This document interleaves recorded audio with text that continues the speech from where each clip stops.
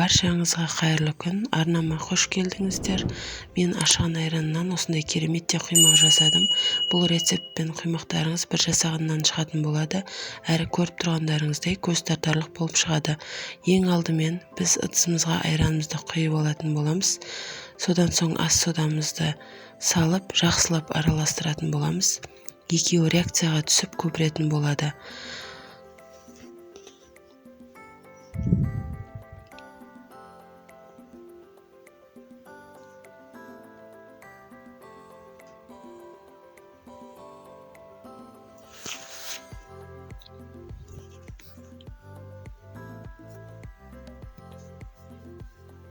Содан соң жұмыртқаларымыз рет-ретімен салып, жақсылап араластыратын боламыз.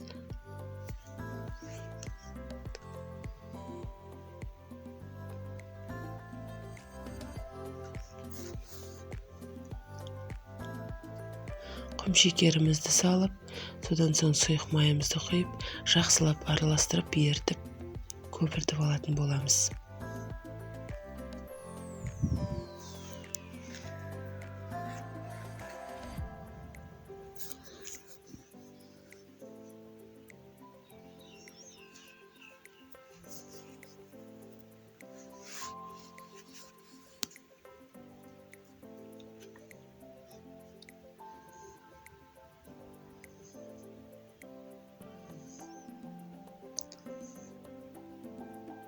Келесі кезекте електен ұнымызды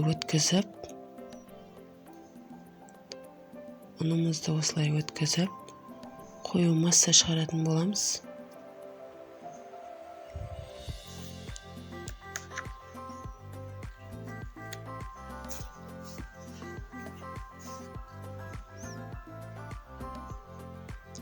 Дәл осылай жақсылап араластырып,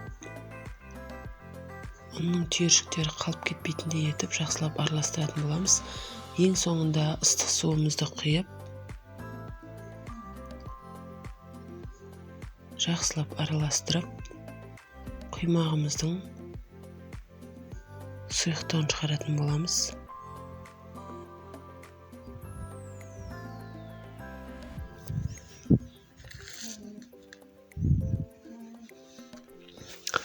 Мінекей достар, бізде құймағымыздың сұйықтығы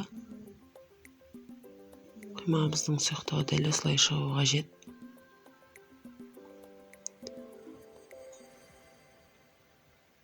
Жоғарыдан төменге қарай ожаумен ағызған кезде сұйықтығы көзге белгілі болады.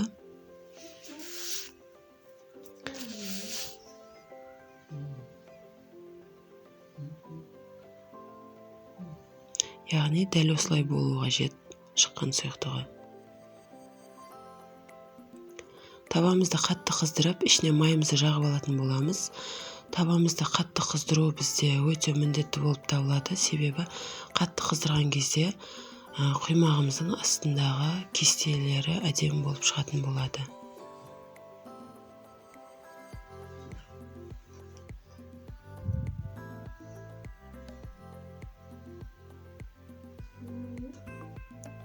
Абайлаңыздар, қолдарыңыз күйіп қалмасын. Жақсылап өстіп айналасын вилкамен шығарып алатын боламыз. Сонан соң қасығымыздың көмегімен дәл осылай төңкеріп алатын боламыз.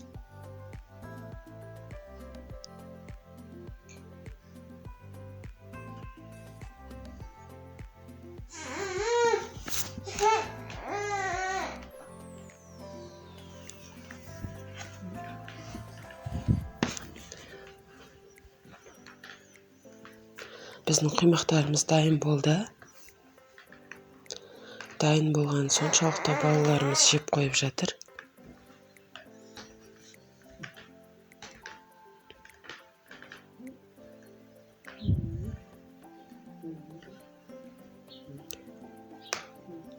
Құймақтарымыздың кестелері осылай пайда болады.